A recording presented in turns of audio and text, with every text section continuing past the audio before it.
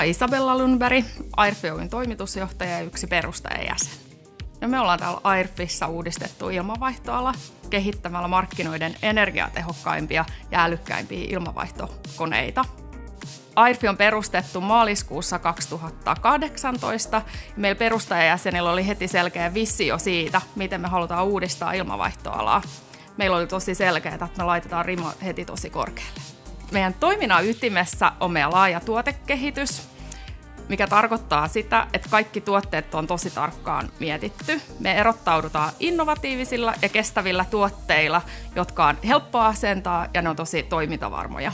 Ja meille on myönnetty patentti tekoälyn hyödyntävän teknologiaan. Kaikki meidän tuotteet, nehän on tutkittu ja testattu täällä Pohjolan kovissa olosuhteissa. On täysin perusteltua sanoa, että Airfi on ilmanvaihtoalan edelläkävijä. Me ollaan koko meidän toiminnan ajan eletty poikkeusaikoja ja Suomessa nyt tällä hetkellä on saavutettu noin 10% markkinaosuus ja sekä nyt tänä vuonna on alettu laajentua Eurooppaan.